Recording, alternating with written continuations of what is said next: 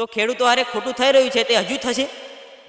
તો એના પર અમે અત્યારે પાવર ગેટ નખાવતા હતા ત્યારે અમે એના પર અમે વિરોધ કર્યો તો પોલીસોના દંડા પડ્યા.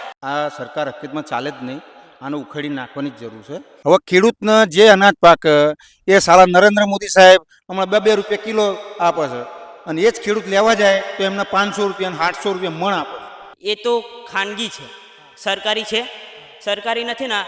તો કોઈ પણ અટકાવ આવે તો પોલીસ વચ્ચે કેમ આવે છે? સરકારી કામ હોય તો પોલીસ આવી જોઈએ. આ 2000 રૂપિયામાં તો અમારું બધું વ્યાણી લે છે ને પછી આપે છે. અમારા એના પૈસા નથી અમારી જોડે, અમારા પૈસા એની જોડે એનું વ્યાજ અમને આપે. તમે જો લાખો કાંકરા પડ્યા હોય એમાં એક કાંકરો એટલું વળતર છે. અમને તો 1 રૂપિયાનો ટેક્સનો ફાયદો અમને મળતો નથી સાહેબ. 18% ટેક્સ લઈ જાય, 29% ટેક્સ લઈ જાય, 28% ટેક્સ લઈ જાય, 5% ટેક્સ લઈ જાય. ભૂપેન્દ્રસિંહ ચુડાસમા છે, આપણા જેટલા ધારાસભ્ય રિટાયર છે એમને થોડી તો દયા આવી જોઈએ ને કે ભાઈ ચલો આપણે જે રિટાયર છે તો હવે આપણે આવવાનું નહીં સત્તા ઉપર, તો એમને મળીને કંઈક આશ્વાસન તો આપીએ. એ બી આશ્વાસન આપવા તૈયાર નથી. રિટાયર છે તોય બીવો છે.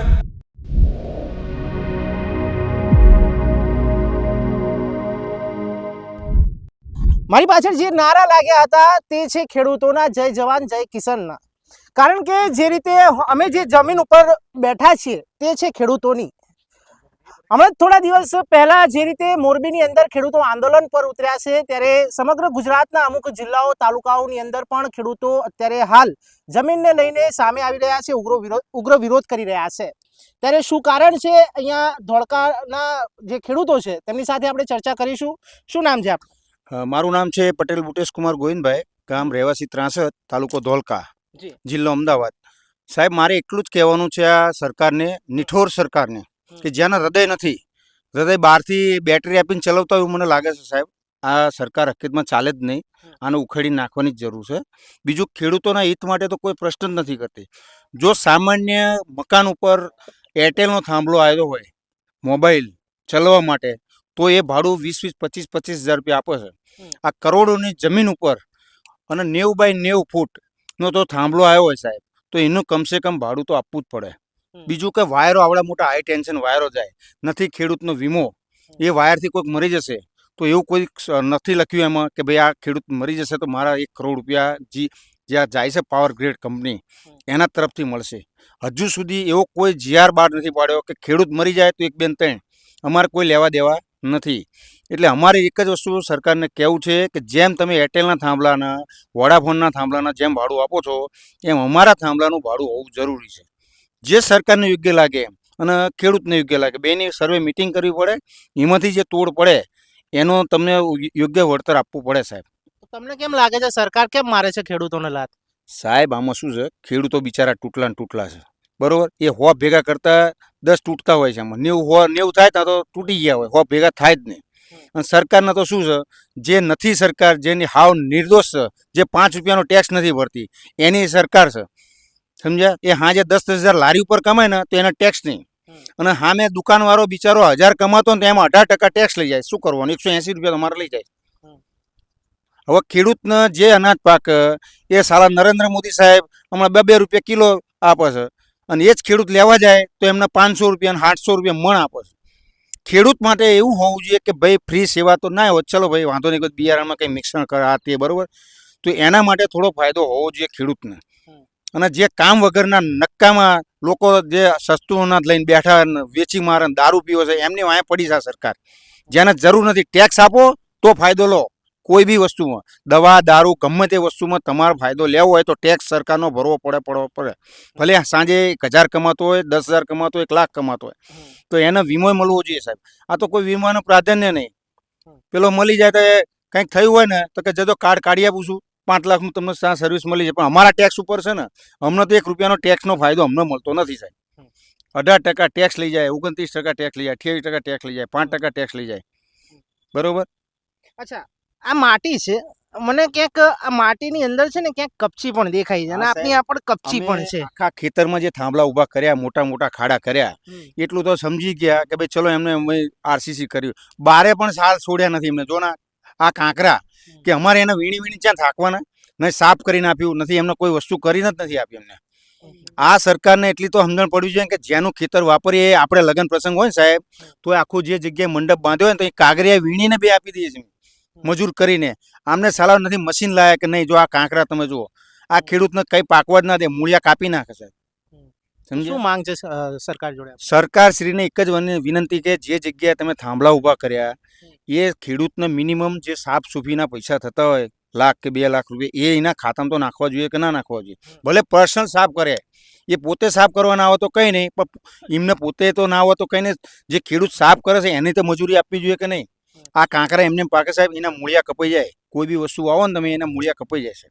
આ હાઈ ટેન્શન વાયર જે જઈ રહ્યા છે, આપણે એક્ઝેક્ટ એની નીચે જ બેઠા છીએ, એનું ધ્વનિ પણ અહીંયા જબરજસ્ત ઇફેક્ટ કરી રહી છે ક્યાંક ને સાહેબ, ક્યાંક. એમાં શું છે, એની જે વેરિએશન શક્તિ છે ને, કાયદેસર જો ખેડૂત રોજ એની નીચે ઊંઘી જવામાં આવે, એની રોજે ફરવાનો આવે તો એમાંથી હૃદયના પ્રોબ્લેમ, ચામડીના પ્રોબ્લેમ, સ્નાયુના પ્રોબ્લેમ, લોહીના પ્રોબ્લેમ, કેન્સર થવાના પ્રશ્નો છે.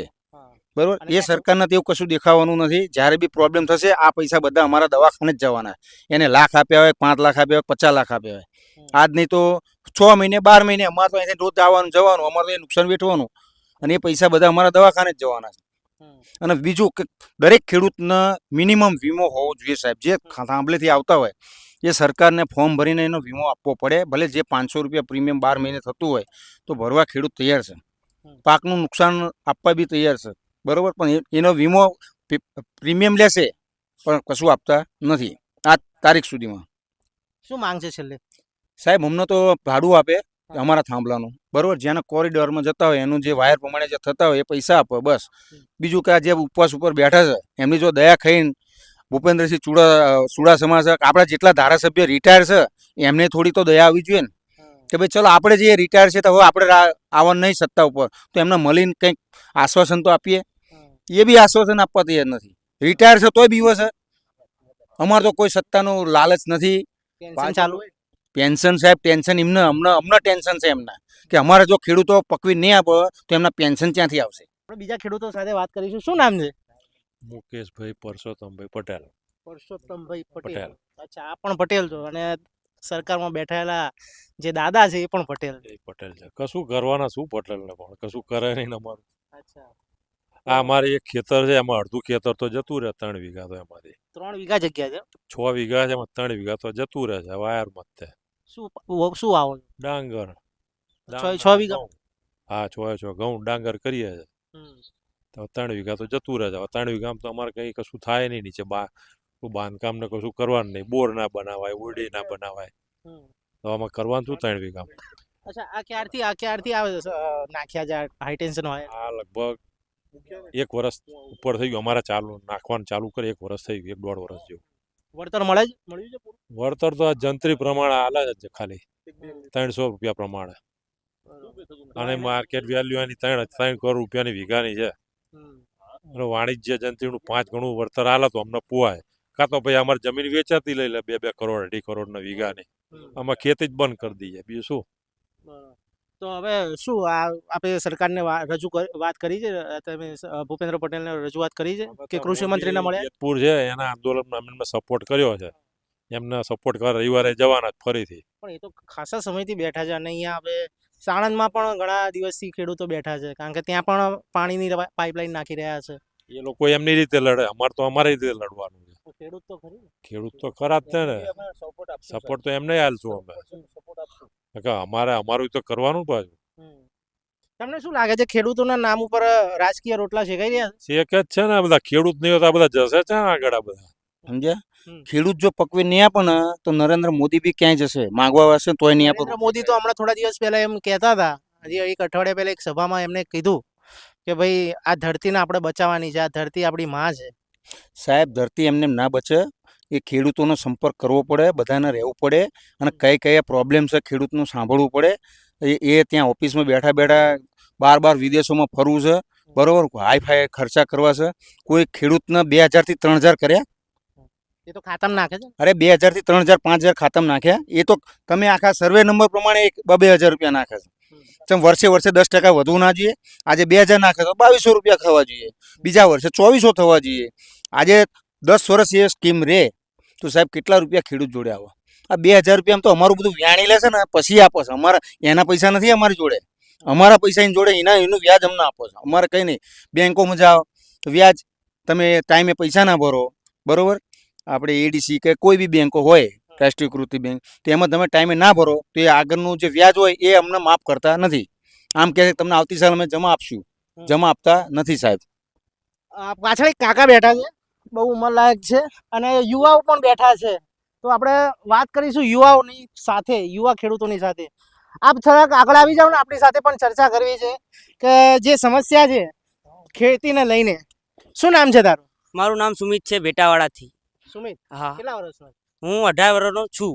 હા. અમારા જે ખેડૂતો વડીલ છે એમનું કેવું એમ છે કે અત્યારે તમે ગમે ત્યાં સિટીમાં જાઓ તો ગટરનું ખુલ્લું એક ઢાંકણું હોય તો પૂરી મીડિયામાં આવે છે. તો આ તો જે 30 બાય 30 નો થાંભલો છે એ ચમ ના આવ્યો અત્યાર સુધી. કેટલા વખતથી આજે? આ ખાસો ટાઈમ થયો છે, હા. કરી 2 વર્ષની આજુબાજુ થયું છે. હા. કારણ કે જે આ પાવર ગેટ છે પૂરી કંપની હા. એ તો ખાનગી છે, હા. સરકારી છે.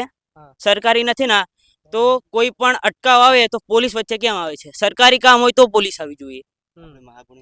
અને અમુક અમુક જે પાવર ગેટના જે તમામ કર્મચારી છે, જે અંદર એમનો હિસ્સો છે, તો એ લોકો જ્યાં મહાગુણી છે તો એમ કે છે કે આ ભાઈ બગાયત ખેતી છે, આમાં ઘઉં ડાંગર જેવું થાય છે. પણ આ તો બધા ખેડૂત છે, એમના વિચારો અલગ અલગ હોય છે. પૈસા કમાવા તમે અલગ ધંધો કરી શકો છો ને, તો એ આજ ઘઉં રોપતા હોય તો કાલે કંઈ પણ રોપી શકે છે. તો એમને કેવું એમ છે કે તમે આ એમને જે વસ્તુ રોપો છો એ જ રોપો. બનાવી શકો એમ. તો અમે એના માટે આ જે છે બગાયત ખેતી કે લીલગરી છે આ મહાગુણી, તો મહાગુણી રોપી હતી. તો એ મહાગુણીની બદલા કોટન કર્યું હતું. કોટન એવું કંઈ ઝાડ જ નથી. કપાસ છે એ કોટન કેમનું થયું? કપાસ રોપવું લખવું પડે ને, તો સહી પણ ખોટી છે. એ અમારા ખુદના ખેતરમાં છે, ટાવર છે. કેટલા વીઘા છે? અમારે 4 વીઘા છે, એમાં 2 વીઘા જેવું જતું રહ્યું છે. હા, નાખાઈ ગયું છે. કેટલો સમય થયો? 2 વર્ષ જેવો થયો છે. અમે વળતર નથી. કેટલું મળ્યું? તમે જો લાખો કાંકરા પડ્યા હોય એમાં એક કાંકરો એટલું વળતર છે. અચ્છા, હા, પૂરું નથી. શું કહીશ તો યુવા ખેડૂત તરીકે ખેતી જ આખી જિંદગી કરવી છે કે પછી? ખેતી સર, જો વળતર મળે તો ખેતી થાય, બાકી તમે 1 રૂપિયો 2 રૂપિયા લઈને તમે ગલ્લા જાઓ તો કંઈ નથી મળતું. અત્યારે જે જુઓ છો અત્યારના મોંઘવારી પ્રમાણે જે વસ્તુ 400માં મળતું હતું એ 800માં થઈ ગયું છે અત્યારે. તો ખેડૂતનો ભાવ જે 500 હતો 2018માં, તો અત્યારે હજુ 2026 ચાલુ છે તો 500 થી ઉપર વધ્યો નથી. આ ઘઉં લેવા જાઓ, ડાંગર લેવા જાઓ તો 400 ની ઉપર છે જ નહીં. તો હવે વળતર પૂરું નહીં મળે તો શું કરશો આગળ જઈને? આમાં આથી મોટું આંદોલન થાય છે. તો તો ના મળે થોડા. હા, તો એમાંય તે અમારા વડીલો બધા ગયા હતા, ટ્રેક્ટરની રેલી કાઢી હતી. તો સરકારે શું પ્રૂફ કર્યું ભાઈ કે ભાઈ પાર્કિંગની આમ છે તેમ છે કે બાના કાઢ્યા. તો આ વસ્તુ ખેડૂતો તો નાના જ ગણાય ને. હવે વોટ લેવાનો હોય ત્યારે તો બધા રોજ આવે છે. તો એ વખતે ક્યાં ગયા બધા? સરકાર ક્યાં ગઈ? બધી જનતા. તારે જનતાને પણ બોલવું જોઈએ ને કે હા ભાઈ અમારું પેટ પૂરું કરે છે. તો તમામ લોકો ક્યાં ગયા હતા? તો ખેડૂતો હારે ખોટું થઈ રહ્યું છે તે હજુ થશે. તો એના પર અમે અત્યારે પાવર ગેટ નખાવતા હતા ત્યારે અમે એના પર અમે વિરોધ કર્યો તો પોલીસોના દંડા પડ્યા. અત્યારે તમે જો વટામણમાં એક કેસ છે હાલનો જ, તે 2026નો, તે મહિલા ઉપર લાઠીચાર્જ થયો હતો. તો એ જનતા, પોલીસ પ્રોટેક્શન શું કામ હોય છે? જનતા માટે હોય છે. તો જનતા, હા, ઘર્ષણ ના થાય. તો જનતાના ઉપર જ ઘર્ષણ કેમ? એ ખોટું છે કે નથી? તો પછી આવું કેમ કરે છે સરકાર? આ તો ખાનગી છે. સરકારી હોય તો હમણાં વિચારો કે હા ભાઈ સરકારી છે તો કંઈક સરકારી બાબતનું છે, તો સરકારમાં હોય તો પોલીસની જરૂર પડે. તો ખાનગીમાં કેમ આવે છે પોલીસ? કે ઘણા સમયથી 2-2.5 વર્ષથી આ હાઈટેન્શન વાયરો અને થાંભલા નખાઈ ચૂક્યા છે, ખેતીને ઘણું બધું નુકસાન થયું છે. ત્યારે જે વળતર મળવું જોઈએ તે નથી મળી રહ્યું. ત્યારે આવનારા સમયની અંદર હવે જોવાનું છે કે આ ખેડૂતો ગાંધી ચિંધ્યા માર્ગે કે સરદારની ધરતીથી શું આંદોલન કરશે. કારણ કે ઘણા જિલ્લાઓ અને તાલુકાઓની અંદર ખેડૂતો આંદોલન કરી રહ્યા છે, ભૂખ હડતાલ પર બેઠા છે. ત્યારે હવે ધોળકાની અંદર શું પરિસ્થિતિ છે અને શું થવાની છે તે જોવાનું રહ્યું. જો સરકાર નહીં માને તો ખેડૂતો આંદોલનની પણ ચીમકી ઉચ્ચારી રહ્યા છે. યશ નાયક, ધોળકા.